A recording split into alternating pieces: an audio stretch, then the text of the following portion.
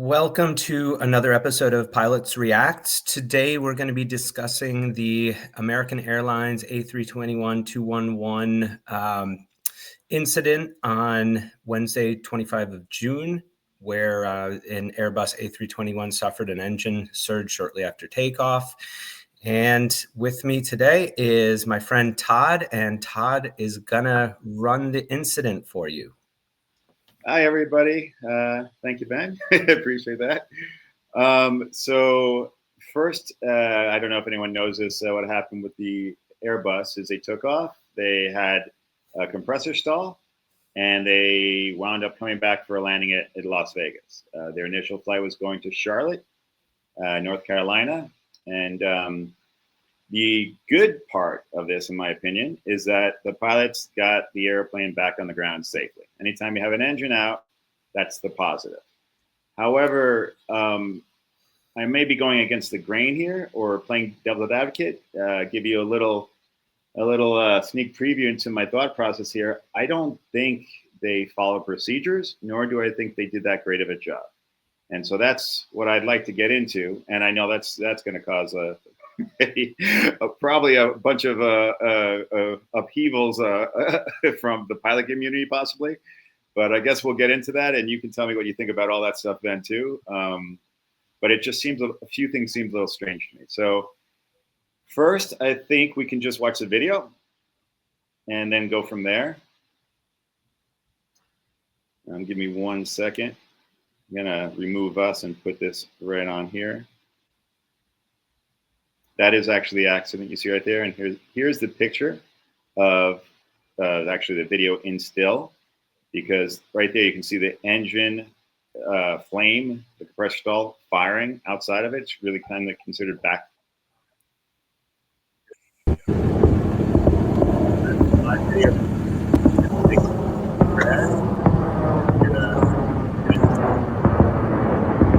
Video.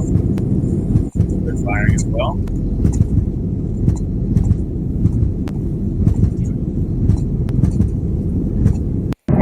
And then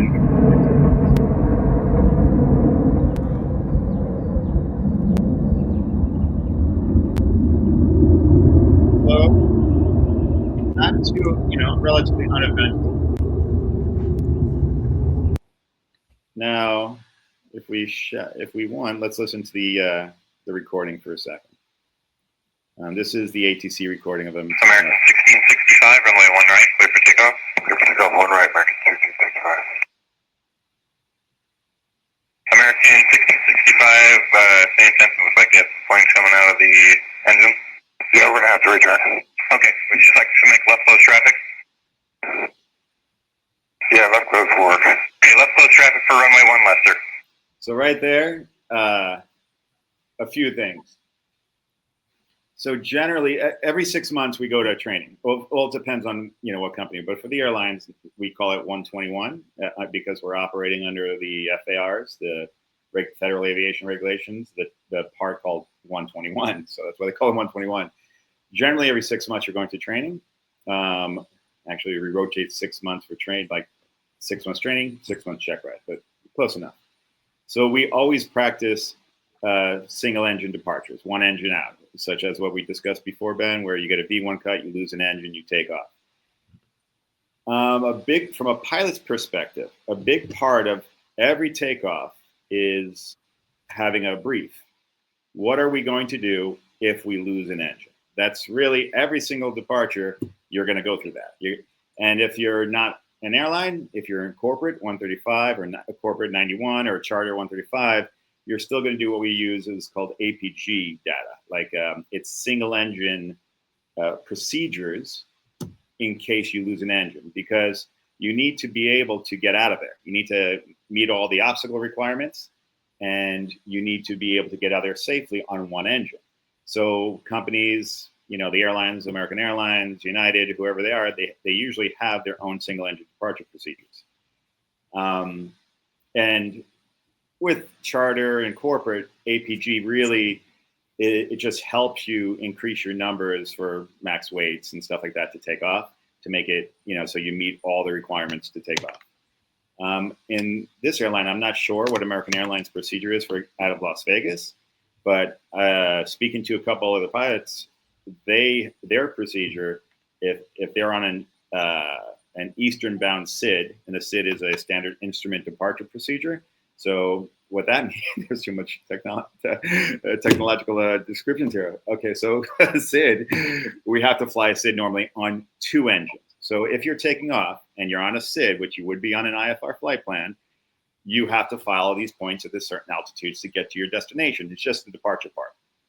So if they're on an eastern bound SID, which they would be going to Charlotte, taking off on runway 1, normally 2 other airlines or 3 other airlines that I know of have a single engine departure where if they lose an engine, they make a turn to the right. One of them, they have to climb up to 5,900 feet first, which is about roughly 3,700 feet AGL in this case, and then make a right turn.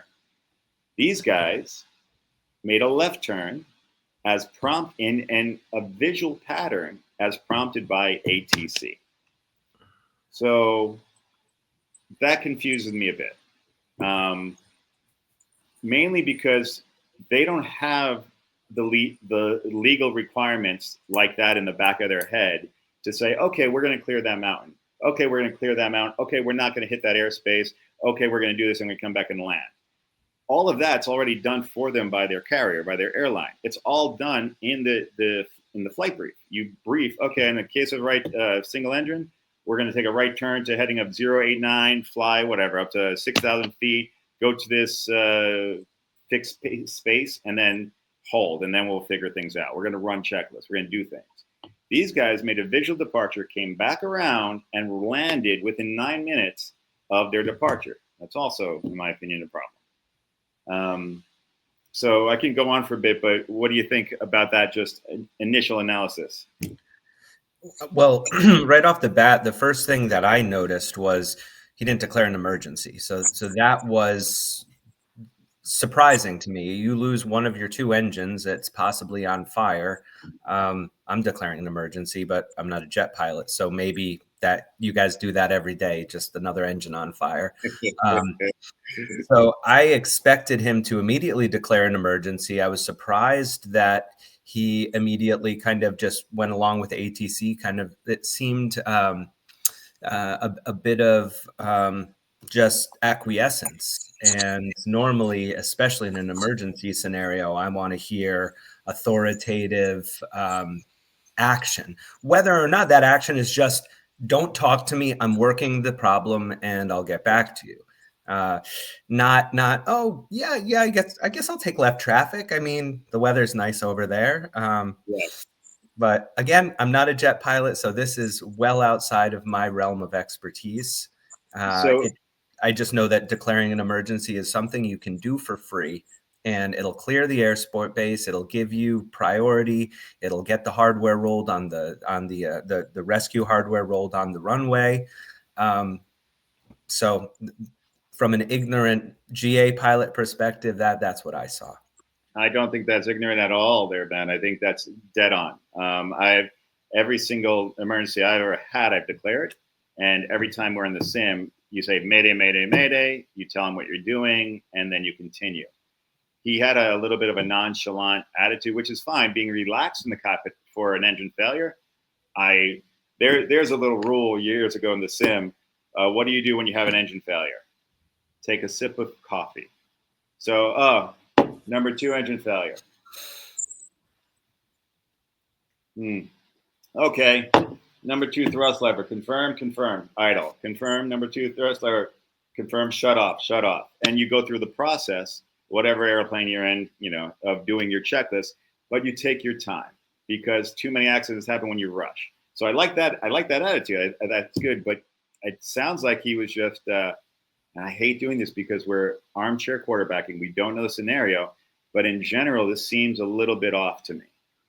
Especially you're in VMC, so that's wonderful. But under 121, technically, and I have a little bit of a source document here that I looked up. Actually, technically, you can't have VFR climbs in VMC. Quick little segue. May 25th, 1994. It was a official letter of interpretation from the FAA. It says all 121 operations must be conducted under IFR. No other visual flight rules operations are allowed except for those outlined in paragraph B33A, B, and C, which does not apply here. So generally, the FAA has already said, no, you can't fly in BMC under VFR flight rules. You need to be on a SID, an IFR flight plan, and doing stuff. Now, that being said, when your engine hits the shitter and you're done and you lose an engine, all bets are out the window, and you really need to fly, aviate, navigate, communicate in that order. So the first thing is to aviate. So you're going to get that underway.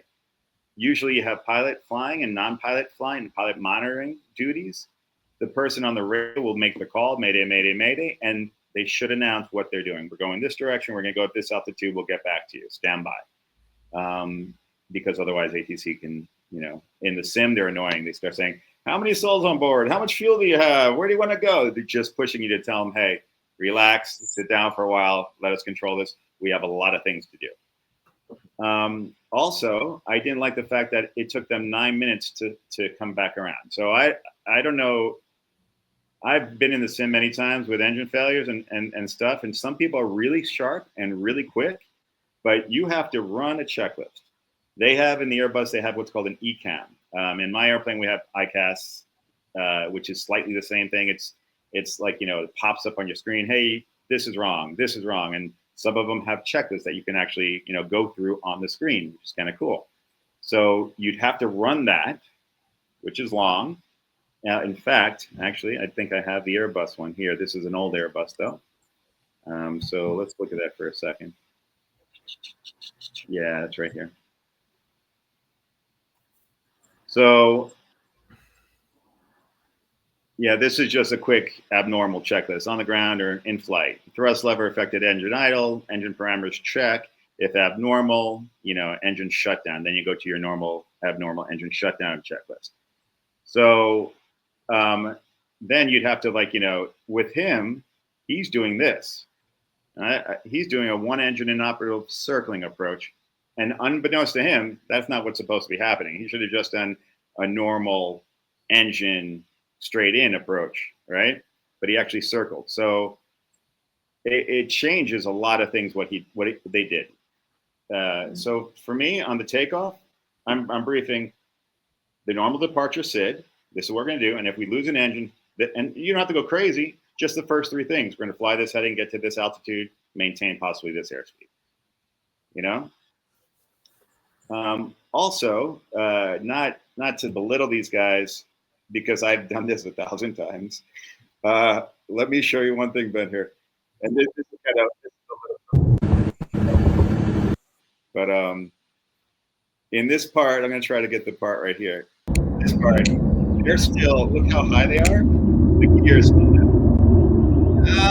Oh, the gears slowly coming up. So that's unique as well. So the first thing you do on an airplane is positive rate, gear up. That's the first call after you hit V1 rotate. Your next call is positive rate, gear up. So the pilot monitor will say positive rate. When he sees the vertical speed go up, and the other guy says gear up. So that should have happened immediately. I've had that happen many times where I didn't do that. And the reason I didn't do that is because I got sidetracked with all this other crap that happened. So my guess is this happened on takeoff after V1. And for the Airbus and for those guys who are interested, we can go through some slides. This is what a compressor stall is. And just to give you guys a little bit of an idea, it's a simple process where, it's common with gas turbine engines. Airflows get disrupted, causing potential damage, right? Not that hard. So these are the things that can happen: forward object damage, FOD, sand, dirt, a bird can fly in there. All that stuff can actually cause this. So it's not that big of a deal. You're still flying an airplane with one engine. My only rationale for them trying to rush 9 minutes to get back in, the poor guy, because there's only one guy doing this. The other guy's flying the airplane. The other guy should be, and communicating. you should really communicate and fly, because the other guy's got so much to do. He's got to clean up the airplane, run the checklist for the single engine, put the numbers in for the single engine, which are different. Go ahead. So when you say clean up the airplane, what does that mean for the folks who are not jet lingo? So in other words, they're still in the departure phase. Whatever second we break it down to first, second, third, fourth segment of climb. They're in some segment of there where they need to get the gear up, they need to get the flaps up, sort of. And here's where it gets iffy and weird. They came back around and landed. They should have retracted the flaps. They should have cleaned up all everything's up in the airplane. Their gear coming back up. I think the Airbus 320 has a VLO, operation of gear speed, of 220 knots. Here they're in Las Vegas, which is Class B airspace. Class B airspace generally is 250 knots, and most of the airlines will bug 250 after a climb. When I say bug, I mean you put your little airspeed bug, because you usually have auto throttles that will go to that speed. So they may have violated the first, operating parameter there of retracting above 250. It's only 30 knots, but it could damage the nose doors when they're coming up. So that means clean up the airplane, get it all ready, get it situated, get it stable, get it at 250, and then slowly start the checklist, which is possibly shutting down that engine. They're going to bring the thrust back. They're going to check to see if they're going to bring it up a little bit, check to see if they have issues. And in the Airbus, if I'm not mistaken, you have thrust lever angles at like 5 degrees and 22 degrees that may trigger certain things. A little too technical to get into, like max continuous thrust issues and shutting off your auto thrust as well. A few little things that may or may not need to be done. So that whole process is cleaning up the airplane, get it stabilized, shutting down the engine if it is causing an issue. So we don't know in this if they did a single engine or if they kept it at idle. We don't know. Or they could have kept it with a little thrust. We don't know. We have no clue. But what I do know is coming back in 9 minutes is rushing that poor person who is sitting on the right of you to put in the numbers, because the numbers will now be different.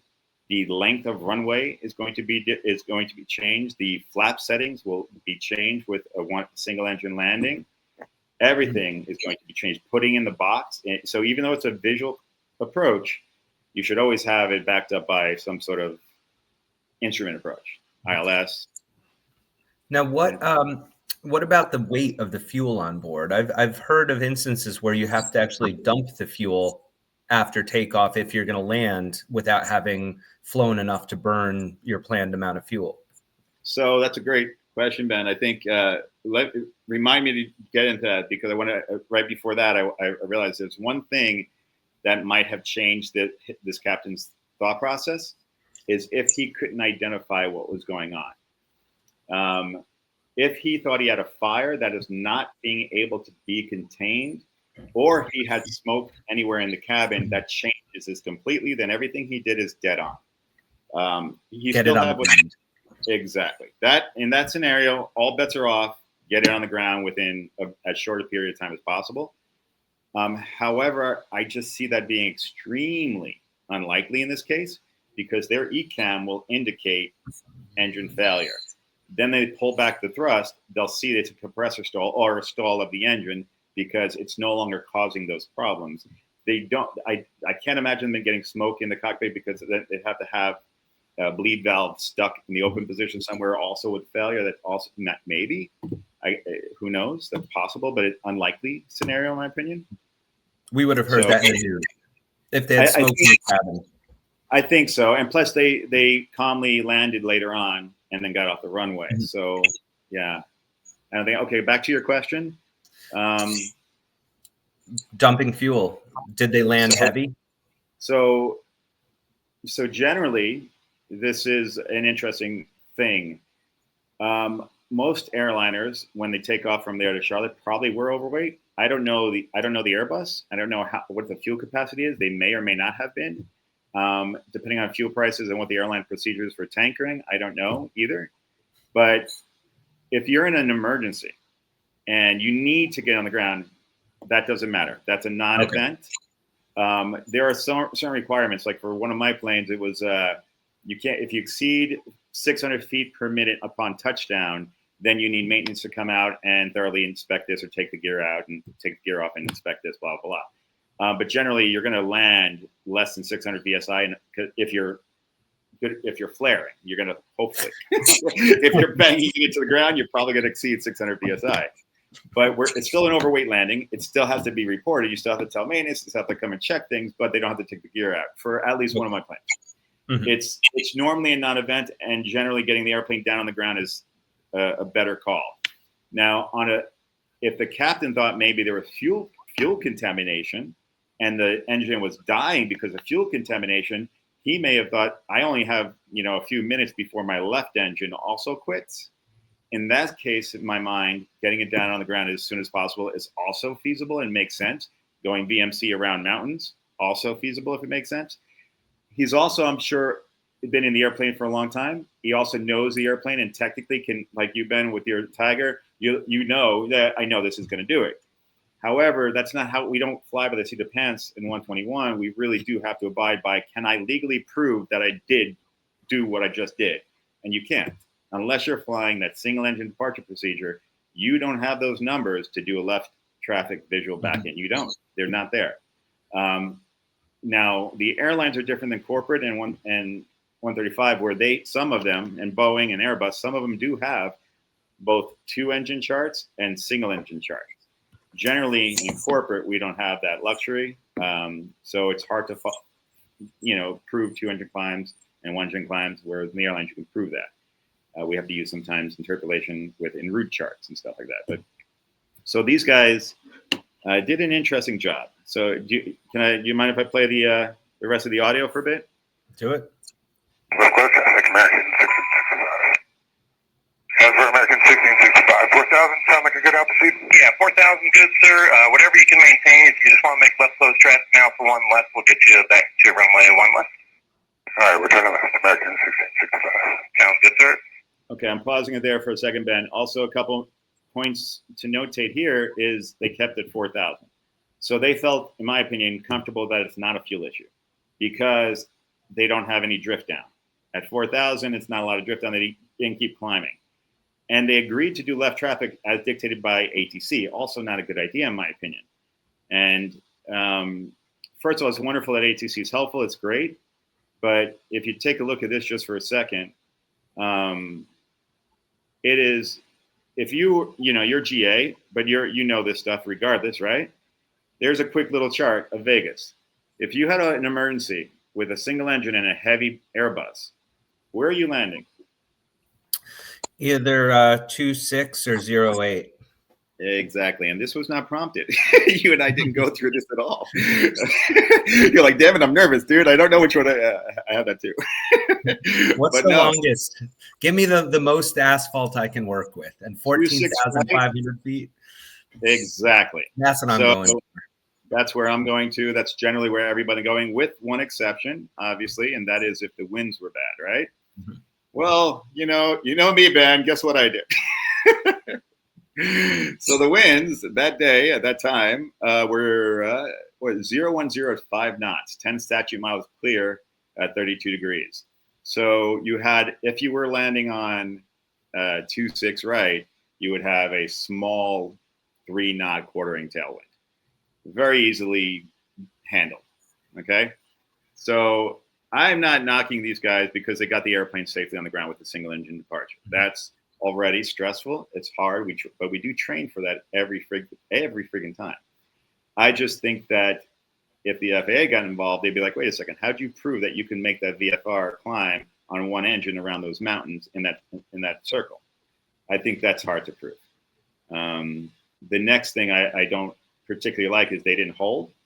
The poor guy had to run the ECAM checklist, had to set up the airplane for single engine landing, had to do all these things in very limited time. And that's really asking a lot from your non-flying pilot, very pilot monitoring. It's, in my opinion, a little bit too much. I don't think that should have been done that way, Rushing is never safe. I mean, rushing to get on the ground if you're on fire, that's a different story. But that's about the only story that you really have to consider rushing any situation. Even an engine out, you have enough generally. Maybe on takeoff is about the worst place for it to happen. But you do have time to make decisions.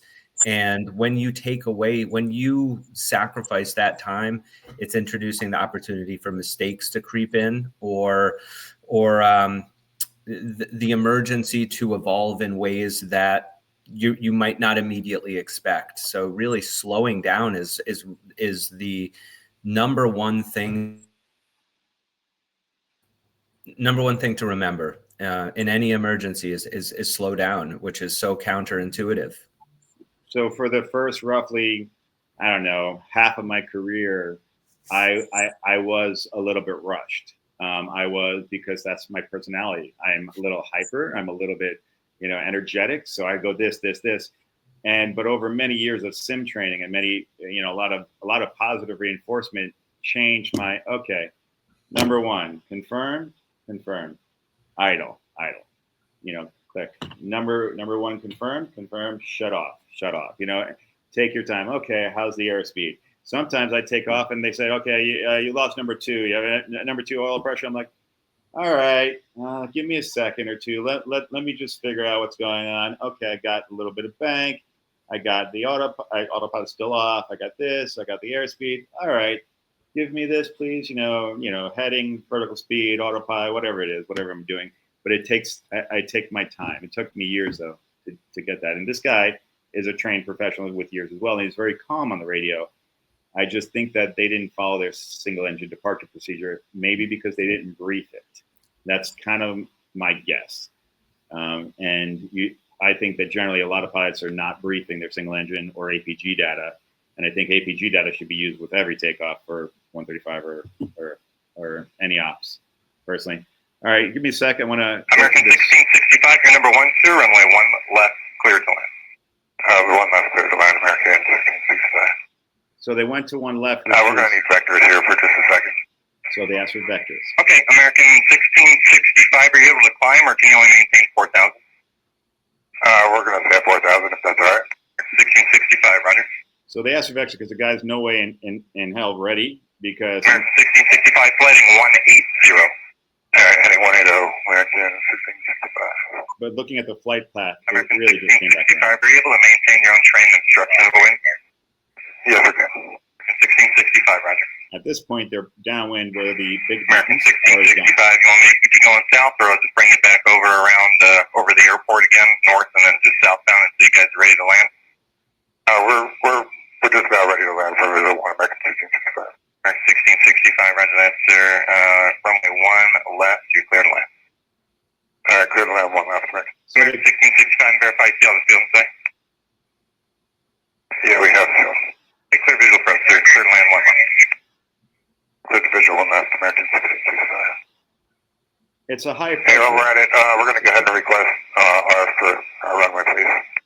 Okay, so finally they requested ARF, crash fire rescue. That is, in essence, declaring emergency, saying mayday, mayday, mayday, but way after the fact. We got them on the runway. They're holding short of the runway, but they'll be ready for you when you land. And he already knew. The controller already called them and had them ready. Well, they have procedures. Up here, sir. No problem, sir. Our units are on this frequency. Can you let them know what you need? Will do. Hey, our American 1665, our right engine. I'm taking a look at it there, making sure there's no fire or anything like that. I'd be grateful.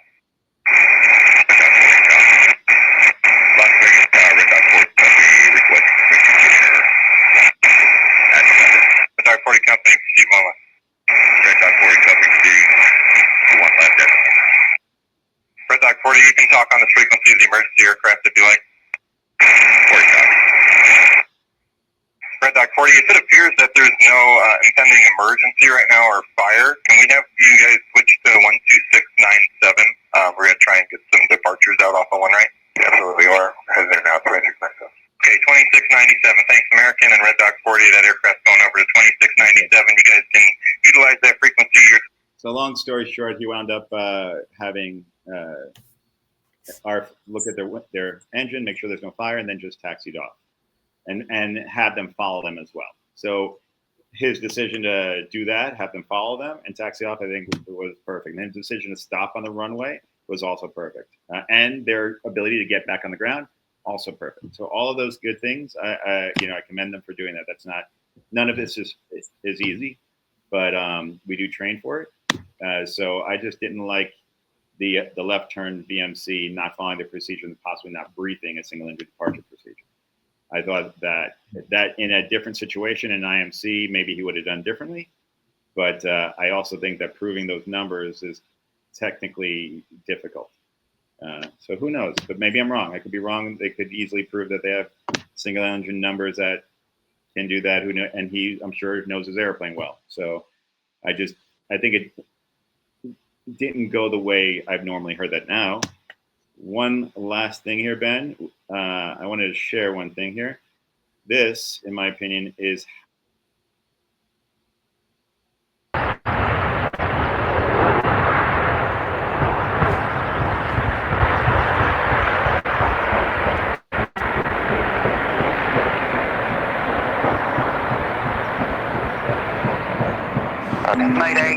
Mayday, Thompson 253 Hotel, engine failure. We are continuing with northwesterly and then inbound towards Wallasey. Okay, so just briefly, that is phenomenal. So that was Manchester Flight at an international airport. It was a Thompson flight on a 757. That was all the way back in April 29th of 2007 at 9:15 local. They ingested a bird. You saw the bird flying across the let's go through that. You saw the bird flying across.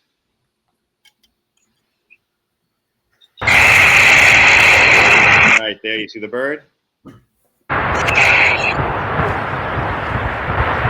And the guy immediately does exactly what he should do. Mayday, mayday, mayday.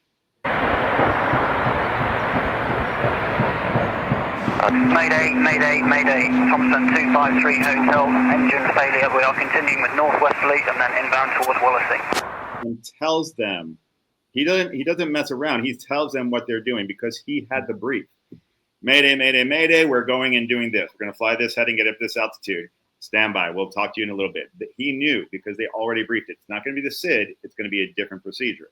And usually we have it set up in a second box and in the second FMS.